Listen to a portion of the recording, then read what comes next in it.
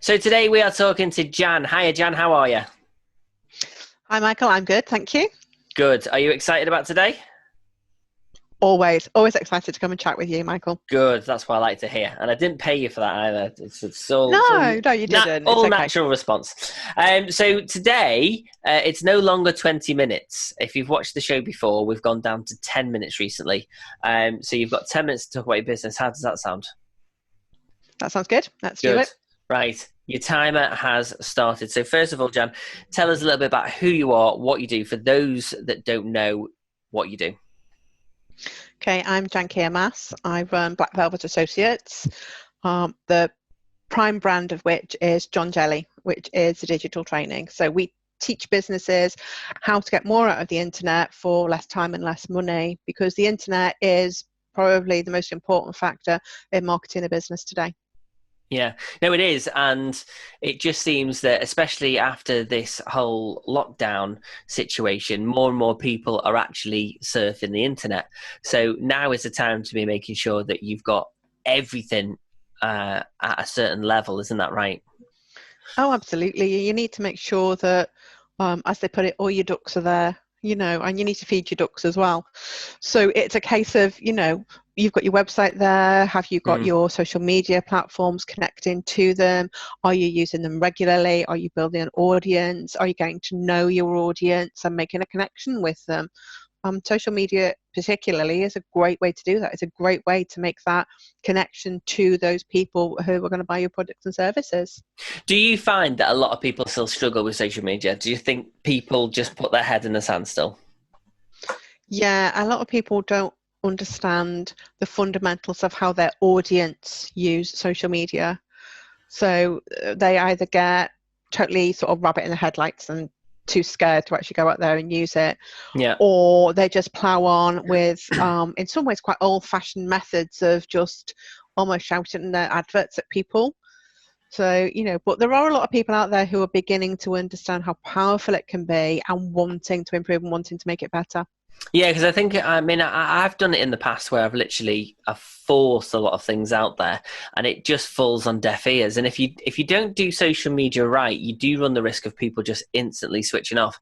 So you think you're being busy by posting a lot, but it can actually have a detrimental effect on your business, can't it? It can, yeah. It's not about just pushing stuff out there for the sake of it. Yes, you need to be consistent. You need to have a consistent message out there. You need to show up, basically, but it needs to be the right message. It needs to be the conversation starter for your ideal customer. Mm. So you've got to think carefully. Am I putting this out just for the sake of putting it out there? Or actually, is it going to be valuable to my client base? Yeah. Yeah, and I suppose a lot of people probably don't even know what their client base is, because this is something that when we go to networking groups, we always say, who's your ideal client? And most of the time, people don't really know.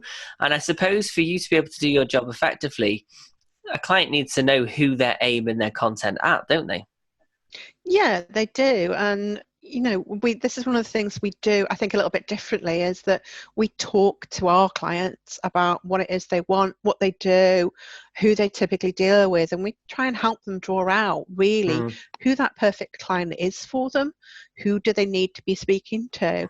And quite often that will show them which platforms they need to be concentrating on more than another, so that they don't not spending wasted time in some respects pushing down a platform that really their ideal customers not using.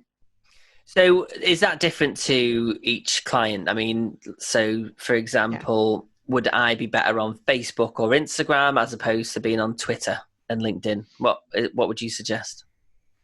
For you, you've got a very visual business, so Mm. you want to be looking at the visual platforms. So Instagram is key for you because it is that visual. Looking at your market, depending on what age it is you're aiming at, then Facebook's probably a good place for you to be. Yeah. Twitter's probably, you're not probably going to get the response on Twitter that some other businesses may do. And again, with LinkedIn, because you are dealing business to business, then that's a key platform for you as well. Yeah, yeah. I mean, I do post on LinkedIn, but it's I think I'm probably quite inconsistent, and I'm okay to hold my hands up on that. And I think that's something that I need to obviously work on. But I suppose it's just understanding the platform. I understand Facebook. I understand Instagram. I understand Twitter. I think LinkedIn's probably something that I don't know much of. And I think with me, there's a lot of imposter syndrome going on where I probably I don't class myself as a business person. So therefore, in my head, maybe I don't feel like I'm good enough for that platform. So that's probably something that I battle with. Do you have a lot of people that kind of have those same kind of thoughts?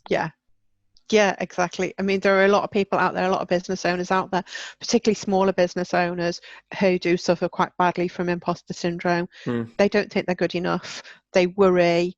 As my friend Michaela puts it, there's that mean little cow that sits on their shoulder going, what are you doing that for? You're not good enough. What right have you got? To be honest, you just need to turn around to that mean little cow and say, shut up. Yeah. Because you are good enough. You are good enough to do it. You are good enough. Trust me, for most people who have imposter syndrome, got no reason to feel that whatsoever, because they genuinely are good at what they do, because they care about what they do. Yeah.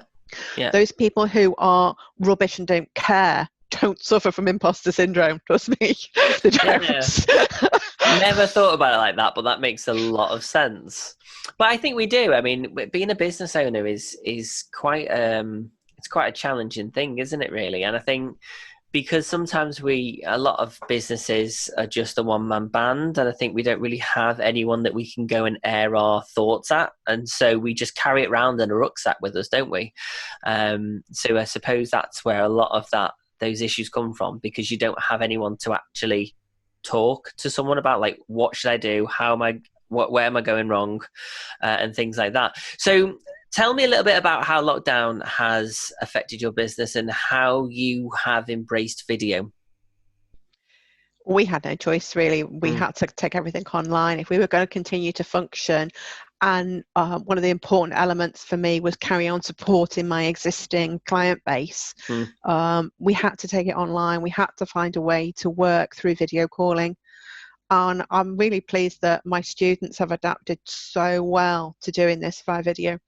Yeah, it's been really, really good. And it's encouraging them to go and actually make their own videos, which has been fantastic too. They're making videos, much needed videos for their businesses. Yeah, because last year I think I got to a point where I was probably teaching people more about the benefits of video and actually getting in front of a camera rather than the actual doing and creating.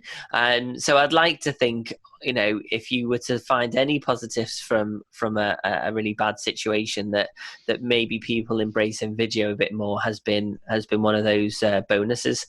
Do you think you're going to take video a step further now you've tasted a bit of it?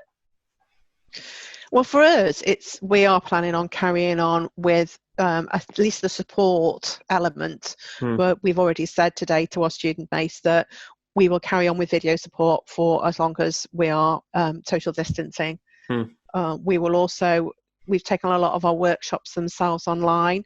So we're going to continue to offer that. We are going to continue to alternate so we can get out to a broader audience and just make the service available to a bigger geographic area. Yeah. And for us, it's about being on video. It's about turning up, being on camera. Yeah. And although we don't record the sessions because a lot of them are personal sessions with the client, it gets the client comfortable with being on camera as well. Yeah. There's so many positives from it, isn't there? And I think also you can reach people that you never would have reached before, people in other countries, that you can still sell those services and products to people and help people when they necessarily wouldn't have known about you because they're not on your doorstep. Well, that's it. I've been involved with a group over in Hull, of all places, and I've actually been working with a client. We're based in Hull. So we've done quite a bit of work for them over the last couple of weeks, which has been done through video conferencing, through messaging, and, we've ended up involved in their networking. That's good. So, You'll be going to Hull after lockdown then? No, I don't think I'll be driving across to Hull. I think it's a little bit far to go there and back in a day, really. I've done it in a day, so it is doable. I've been to Hull. Just about, yeah. Just. But it's not a bad drive, so don't rule it out. Hull's not bad. But no, it sounds like, there's been a lot of positives since lockdown for your business, and the fact that you've kept going, I bet that has been challenging in itself as well, hasn't it? It's always going to be a challenge because it's change, and change is always a challenge for anybody. There's a lot of people quite resistant to change, that they feel uncomfortable and even scared by it. I think coping with it is that you've got to embrace that it is changed, the world has changed, and we just need to get on with it. Yeah. So it's just a case of, right, okay, what can I do? How can I change? Oh, there's your timer. Perfect. There's our 10 minutes. Perfectly timed that. We just got that one in there. How did you find it? Yeah, it was good. Was it good? And anything that you felt that you missed out in your 10 minutes? No, I think we covered a lot, really. We did, didn't we, in 10 minutes? Yeah, in 10 minutes we got through a lot. Quite proud of both of our achievements on that one. Well, Jan, it's always a pleasure to have you on board with anything that I do. So thank you for coming along and being on the slice today. I really appreciate it.